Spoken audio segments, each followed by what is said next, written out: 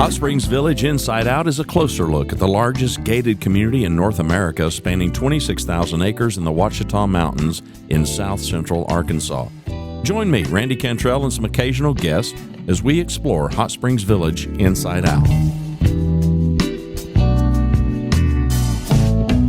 HSV Inside Out is sponsored by Ike Eisenhower State Farm.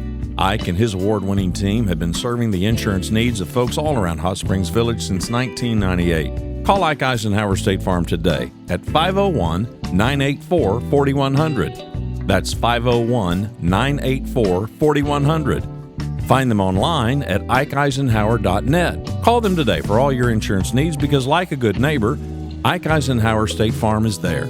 Also sponsored by McGraw Realtors, located in the heart of Hot Springs Village, the fastest growing real estate office with over 30 agents and staff. Executive brokers Lori and Ken Henderson, along with realtor and waterfront specialist Rick Marshall, they're eager to share the special features of Hot Springs Village with you. For a complimentary relocation packet, call Ken and Lori at 501-276-3018 or Rick Marshall at 501-601-RICK. They are McGraw Realtors of Hot Springs Village. Welcome inside Hot Springs Village, Arkansas, and welcome to hsvinsideout.com. If this is your first time here, I'm glad to have you. My name's Randy. We're in late May, 56 degrees. Yep, so the beanie goes on the head. It will come off. Trust me, it will come off shortly. We are going to have a high today of 88 degrees, so give you some idea of kind of the temperature fluctuation. You know, those of us that came here from big cities where there's a lot of steel and concrete, it just never cools down at night, even in the summer. And that's one of the advantages of being in the Ouachita Mountains and close to the Ouachita forest. Cools down really nicely.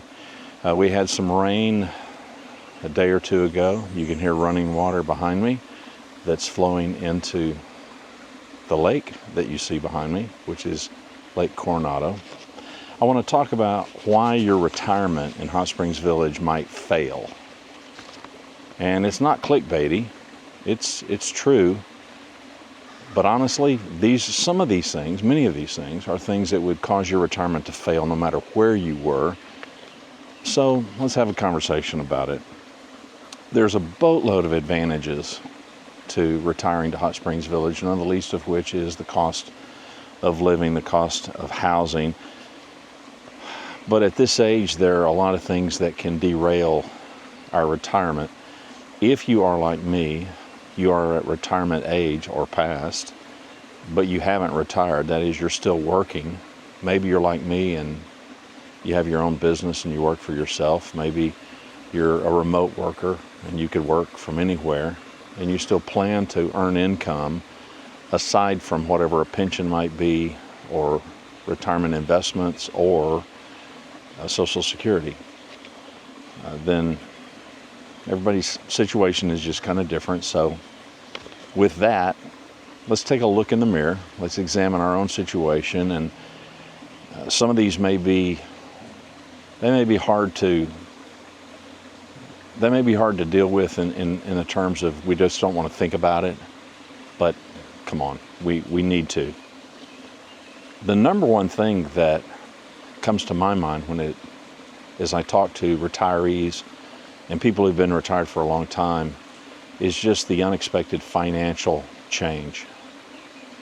I hear from an awful lot of you who have been retired for a number of years and you've located to a certain place only to find that the cost of living when you got there is now way different. And I hear from people almost weekly who feel like they're being priced out of where they're at now, so they're looking for the next spot to come to. Give you, for instance, Florida and all of the hurricane and all of the disaster, and I get it. I understand it as a business guy, the insurance companies, but as insurance companies have exited the state of Florida, insurance has gone up astronomically.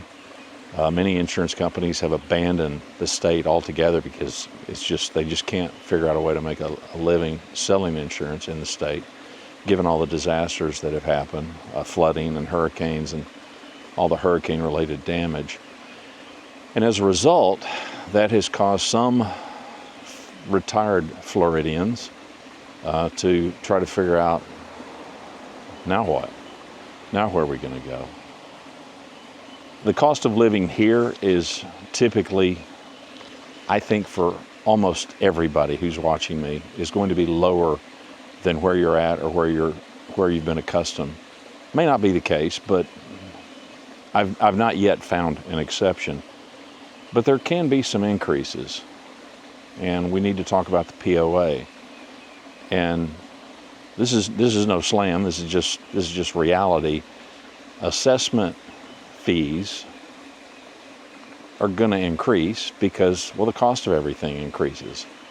And so to keep our roads maintained, to keep our water treatment plant running, to keep the infrastructure in place is going to increasingly demand a bit more money. Now here's the positive thing. There are enough of us who are property owners inside the village. I think at last count, 35,000-ish. Now that's not people, that's not a population. Keep in mind, this is a property owners association, not a home owners association. So people who own a lot, where I'm standing is POA, common property. I'll turn the camera around. Across the road, more up toward your right, that is a lot. It's just woods. There's no house on that lot. But somebody owns that lot, and they are a property owner. I, too, am a property owner. The distinction between the two of us is the amount of money that we pay as an assessment. Whoever owns that lot is going to pay roughly half of what I'm going to pay, and I'm going to pay a little over $113 a month. And that's for infrastructure. What's that going to look like 2 years from now, 5 years from now? I don't know, but the odds are it's going to go up. And if it follows the historical trends around here, it's not going to take some massive quantum leap up. It's going to be incremental. But there are a lot of people who are living kind of on a thin margin.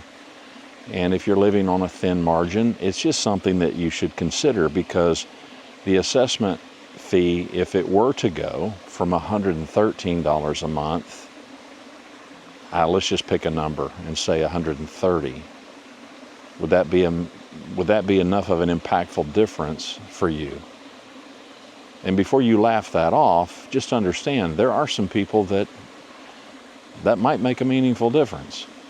And then there are others of us that it wouldn't make any difference at all. Just something to consider. The next thing might be an over-dependence, an over-reliance on amenities. Here in Hot Springs Village, it operates very differently than some retirement communities where the amenities fees are kind of tethered to or tied into the assessment. That's not the case here. Here, if I don't play golf, I'm not paying to play golf. I'm not paying for golf. If I don't play pickleball, I'm not paying for it. There is no mandated required amenities fees that I must pay even if I don't participate. That's the great thing about this place. There are a lot of amenities, and if you don't participate in those, it doesn't cost you anything. And so it's pay as you go. Yes, there's a member rate versus a non-member rate or a guest rate, but you could come here and kind of overextend yourself with the amenities. Yeah, let me liken it to streaming services on our televisions. You do that. Surely you do that. And you can find those it's subscription creep. And we may or may not participate, but we may pay for it. We may have YouTube TV, and we may also have Hulu, and we may have Netflix, and we have Max, and we have Amazon Prime, and we have ESPN Plus, and we have Disney, and we may realize, every month we pay for these, and we watch two. So it would be possible for you here not to pay for something and not do it, but you might find yourself doing it a whole lot more, and you might realize it's eating into your budget. So this is one of those things, like everything, some self-discipline is required. The next one is kind of a big one for some of you, and that's part-time work. And part-time work is sparse. I haven't pulled any punches with you and told you that, the employment opportunities around here are boundless. No, they're not boundless. Can you find part-time work here? If your retirement needs an additional $500 a month or more, can you do that here? You absolutely can. Is it easy? I don't think so. You're going to be looking at, typically, no matter what your skill sets are, you're going to be looking at some lower to moderate skill level kind of a job, most likely, not necessarily. And there might be the possibility for closer to full-time work, but you may not want to do that. So this really depends on your budget and your financial situation. And listen, there's no judgment on my part. I'm all about cash flowing life. So I can't imagine not working, but that's me. I've got a whole bunch of friends, and they can't imagine working. So you need to do what's best for you. But the opportunities here are going to be severely less than in a metro or a more urban setting. And I would advise you to kind of get that lined up before you pull the trigger, instead of moving here and thinking, well, we need to make an extra $500 to $1,000 a month, and we'll figure that out when we get there. I would strongly encourage you to figure that out before you get here.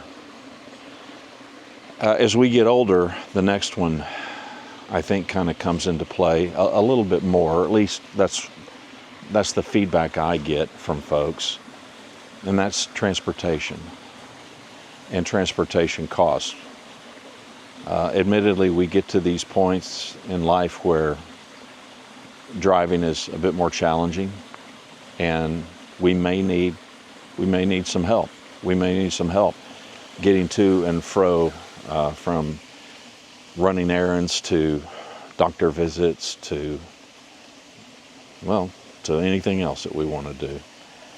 And that could be a challenge.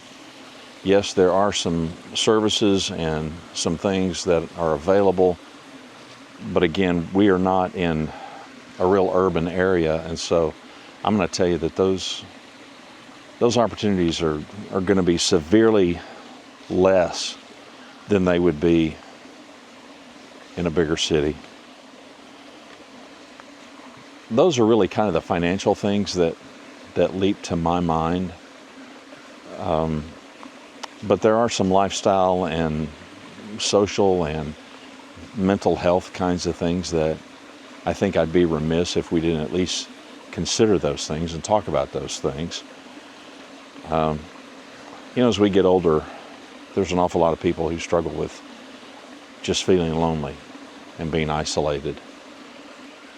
My father's 101 years old, and I'll hit his house, and every month we spend a few nights with him. He lives in Texas, on the outskirts of Dallas, and I'll ask him jokingly, "What's new?" And he says nothing. And there hasn't been anything new in a real long time for him. Now, his quality of life is good. His health is good. He lives in his own house. So he's blessed. We're blessed to still have him. And all is good. As good as it can be for a man who's 101, pushing 102. But he is by himself. My sister goes over there and spends some time. Like I said, we're there and spend a few nights every month with him at his house. But isolation's a real thing. He lost my mother a year ago. She was approaching 94, and we really kind of thought, well, that might do him in. He's done remarkably well, and he's hanging on, but we're focused on making sure he doesn't feel alone. And I think that's what most of us as families try to do. But keep in mind, there's an awful lot of folks that are here inside Hot Springs Village, and they're away from family. Some of them many, many, many miles away from family. And that struggle for social connections for some of us can be tougher than for others. For those of you that are just these outgoing extroverts, it may not be all that hard. But for those of us that are homebodies and introverted, it might be tough. It might be tough. I can tell you, and this is purely anecdotal, but we moved into our neighborhood. We met the neighbors. Didn't go knock on doors. Just as we saw them out and about, we introduced ourselves. We struck up conversations. We got to know them. They got to know us. And so I don't want you to get the impression that if you come to the village that you're going to have to go door knocking in order to make friends. You're not. This is a community of people who get out and walk. I mean, come on, look at this. Why wouldn't you? And if you just get out and walk, if you have a dog, all the better. Gives you an excuse to go walk. There's a whole lot of dog walking that goes on. There's just a whole lot of walking that goes on. And it's just a great way to meet people if you are more introverted. You don't want to get out. You don't want to go to some big shindig or some small shindig. You just would like to meet a few other humans. You don't want to meet a whole lot of humans, maybe, and that's perfectly okay. But your inability to do that, maybe your unwillingness to do that, it could certainly result in social isolation. And yeah, that would ruin your retirement in the village. I wrote down pace of life, and the reason I did that is because I run into so many people that are like me who came from a really big city. And the two cities that seem to come up, well, there's three really. There's Houston, there's Dallas-Fort Worth, and there's Chicago. Now, those aren't the only big cities represented here. There's a whole lot of us who have come from big cities here. And the pace of life is real different. It's glorious on one hand, and some of it can drive you crazy on the other hand. And I'm going to tell you a true confession. For me, driving. In Dallas-Fort Worth, Texas, the posted speed limit really is irrelevant. It's whatever the traffic's doing, and whatever the traffic's doing, you best keep up. It is like a NASCAR race. If they're going a certain speed, you better try to maintain that speed, or you're going to probably get seriously hurt, if not killed. And here, everything dramatically slows down. And I love it, except when I'm behind the wheel. And I'm getting used to that. It takes some getting used to. But for some of us, if you are accustomed to living in a fast-paced life, and a lot of your lifestyle really hinges on that fast pace, and this could be anything. It could be from going to events.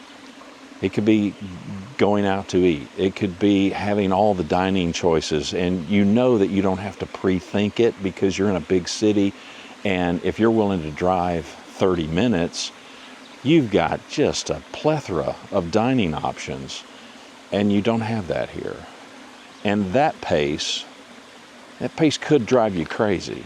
It may not, but you just need to be mindful of it, because that could absolutely spoil your retirement.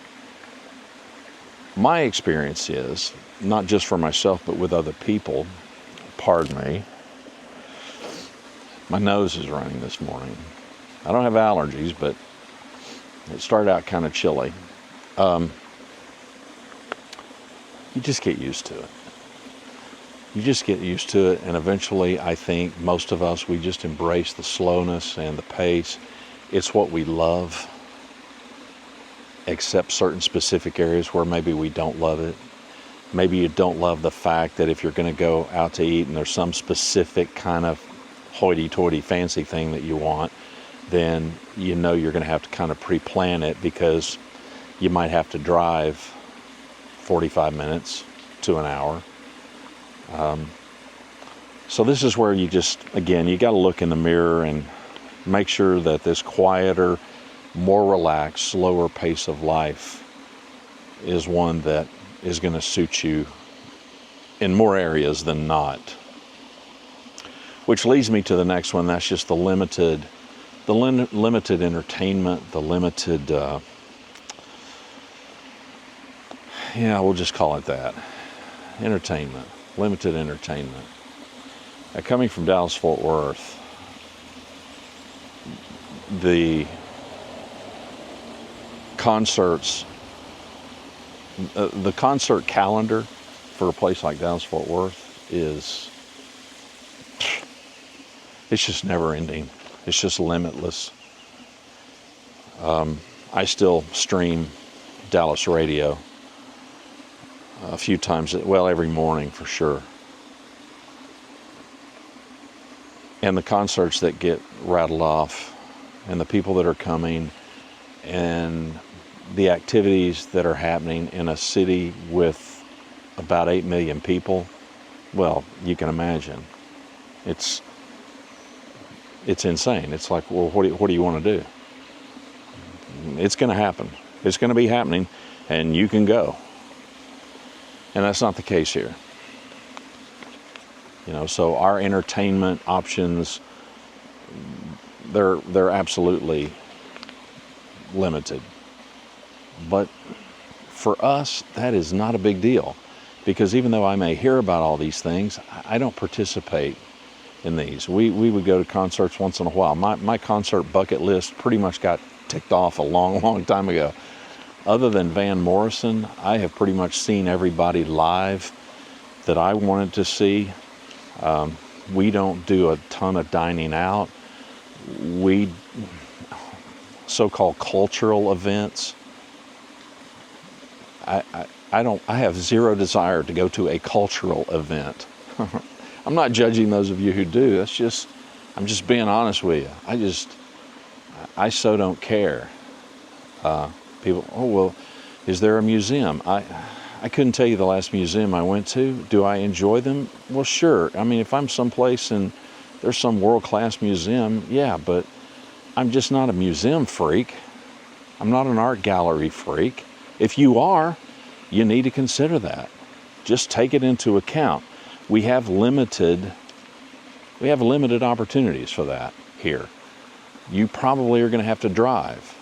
And you're either going to have to drive to Little Rock, Memphis. So you need to think about that, because that could ruin your retirement here if those are things that you really just love. It's who you are. You participate in that stuff all the time. And without it, you're going to feel lost. I talked about transportation costs and how if you needed to get ride assistance and pay for that, then that could put a financial burden on you, and that could ruin your retirement. But your dependence on a car, forget the cost. I'm thinking of people who have lived in urban settings, probably more so in Chicago than any place that I can think of off the top of my head, where if you live inside Chicago, and the walking that you can do, well, I mean, think of New York City. There's the best example in the planet, I suppose. To own a car in New York City is, for a lot of people, just pointless. They walk where they go. They Uber, they taxi, they ride the subway. Here, you got to have a car. A golf cart won't get you everywhere you need to go. You might tool around in your neighborhood in a golf cart just for pleasure, but if you're trying to get to someplace, you're not going to take a golf cart. You're going to have to get in your car and drive. And you also have to keep in mind, I would say, not only just dependence on a car, but you could say, well, it's only 3 miles away. And you're thinking, okay, 3 minutes, 5 minutes. Well, 3 miles away might involve just a boatload of bends and turns and hills, and it may take you 15 minutes to go 3 miles.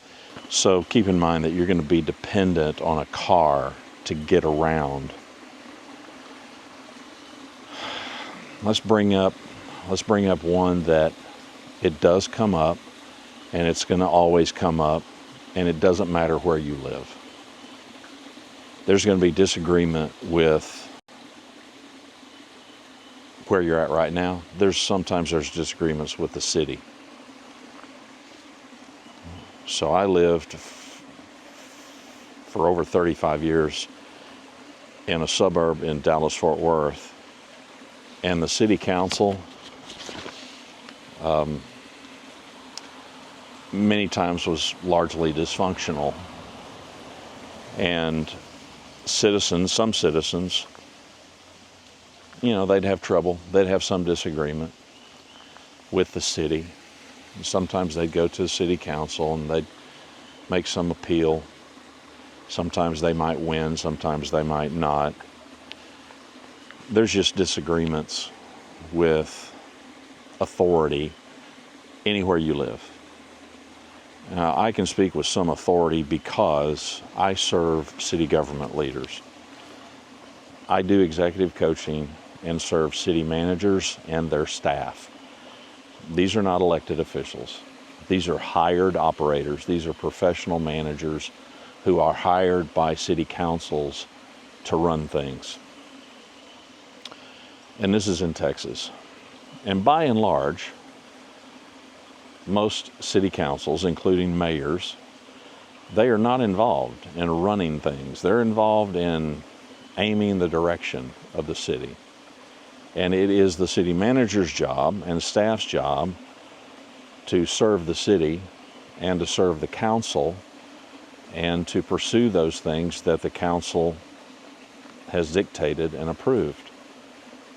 But day to day, it's not like all the city council folks are roaming City Hall telling folks what to do. That's not their role. That's not their job. That's the job of the city manager, who basically is the CEO of the city. And that's just how it works. And you can understand why. Citizen can come in and they can say they want to do something and they need to get a permit, and that permit may be denied. And so they kind of get their nose bent out of shape at the city because, well, the city won't let them do what they want to do. And there's always reasons behind it, but we may not agree with those reasons. We want to do what we want to do.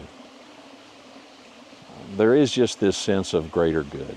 There's this sense of we're a collective, and what one of us does can have an impact on somebody else. And so there's a lot of moving parts. A lot of things have to be considered. Here, there is no municipality. The Property Owners Association, which we refer to as the POA, the POA is not a municipality, which basically means our POA does not have taxation authority. It's a private, nonprofit corporation. And it was put in place by the developer, John Cooper Sr., almost 55 years ago. And it still operates that way. And there are declarations and there are rules and there are regulations. And just like with any other town or community, there's a lot of complicated documents and red tape. And one thing that could ruin your retirement is if you come here and you think, I'm going to buy this lot, and let's just say, for instance, and I'm going to build whatever I want on that lot. No, you're going to have those plans approved, which would be the same thing, by the way, if you were to go into any kind of a city. You're going to have to go to City Hall and you're going to have to get those plans approved, and you're not going to be able to just build anything that you want. You might think, I want to build an 800 square foot log cabin. Probably is not going to happen. You see people building these container homes. Now, I'm not saying you couldn't pull that off, but I highly doubt it. I wouldn't necessarily want to tackle and come here thinking, we're gonna buy this lot and we're gonna have 2 big containers hauled in here and we're gonna build a home out of that. The architectural committee here might not approve that. And if they don't, then what are you gonna do? Well, that could ruin your retirement if you're intent on having an 800 square foot log cabin, or if you're intent on building a container home.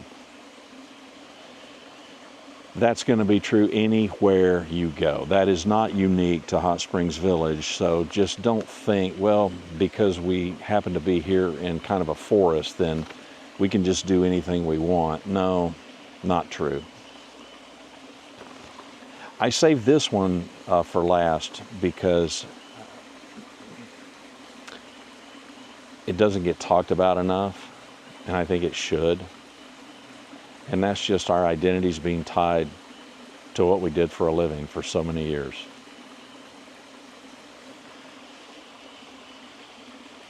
I don't know if this is a more of a male thing than a female thing. I suspect it could be. Frankly, because you ladies are probably a whole lot more mentally tough than we guys. But when we've been known for something for 30 plus years, we've worn a certain title, we've had a certain job description, we've done a certain kind of work. If we've been an engineer for 40 years, and now we're not working, am I still an engineer? Because it's all I know. Well, I don't, because I'm not an engineer. But I got a whole lot of acquaintances and a whole lot of friends that have struggled with this one. Because now the question is, who am I? I mean, for years I've been this thing, and I'm no longer this thing. And it diminishes our sense of ourselves. And it erodes, in some cases, our mental health. And whether it's Hot Springs Village or anywhere else, that can wreck your retirement. Maybe you've already retired and you're struggling with that. And maybe you're wishing that you would have prepped yourself more. You would have planned a little better for that part of it that you really weren't quite thinking about, because when you're in the grind of the work, and on those days that you hate it and you think, man, wouldn't it be great? Wouldn't it be great to just be in a place like Hot Springs Village and not worry about any of this? And you get in love with this idea and this fantasy, and you might get here only to realize you miss it. You miss it. And now you don't know who you are. Listen, I'm not a therapist, but I do coaching, which is highly therapeutic. And I can tell you that if you're not retired yet and you're planning it, please give that one some thought. Pay some attention to that one. Have the conversations. Difficult, easy, doesn't matter. Have them. And get some of that figured out and worked out. But I really don't have a quick answer for you if you've spent 40 years of your life being something, and that's kind of been the be-all, end-all for you, and all of a sudden, well, it ends. I don't have an easy answer for you. I don't know if there is an easy answer for that. But be mindful about that. Be aware of that. And I don't know. Listen, I'll just tell you my short story with that. I ran companies for years and years until I didn't. And I'm going to freely tell you, initially a struggle for sure. Maybe for a year or two, a struggle. And then I just got out of it. I pulled myself out of it. Friends and family helped. And I found myself doing work now that I've just told you repeatedly I'm not going to stop doing because I love it more than anything I've done. Had I not had that prior life running companies, I wouldn't have what I've got. I wouldn't have the experience and the wisdom to do what I'm doing now. But now I'm able to serve people in a much deeper way than I've ever been able to. And I just don't want to quit. So my identity wasn't lost. My identity changed. And for those of us who succeed at this stage of our life, that's the story that I hear over and over. And so that's going to be my ending encouragement to you. When one thing ends, it means that something else can begin. Now, what that's going to be for you, that's for you to decide. But let me encourage you to decide, and let me encourage you to find a way. Find a way forward, and move forward, and don't for a minute believe that your best is behind you. Because I'm going to tell you, I'm 68 years old, and I've never been better. I've never had this much experience. I've never had this much wisdom. I've never had this many contacts and relationships. I've never been able to impact this many people in a deep, meaningful way. It's never been better. So I want to take every advantage of these days that I've got. And it doesn't matter how old you are. It doesn't matter how young you are. If you can figure out if you can figure out a way to move forward, not only, listen, your retirement, no matter where you end up, it will not be ruined for that reason. And that's a good thing. I hope you'll come visit Hot Springs Village. You owe it to yourself. I've been standing by this running water this whole time, and it's just awesome. It's a beautiful morning. It's going to be a beautiful day, and I hope it is where you are. I want you to come and visit. Whether it's a discovery package that you get through the POA or whether you just decide to jump on Airbnb or VRBO and figure out what you got to do to stay here a few days, come and visit, come and see us. Let us know when you're coming. Let us know when you're here. Let us know how it goes. And as we often warn you, you're liable to fall in love and you're liable to move here. And I want you to. I just don't want you to be impulsive about it. I want you to think about it because we want you to succeed when you get here. And if you don't get here, I want you to succeed no matter where you're at. Hot Springs Village Inside Out, that's the website. Subscribe over at YouTube if you want. You can join the Facebook group. We've got about 6,100 people over there, and they're people just like you and people that are just like me. Okay, well, maybe not just like, but close enough. See you. Thanks for watching Hot Springs Village Inside Out. You'll find all our episodes at hotspringsvillageinsideout.com or on YouTube.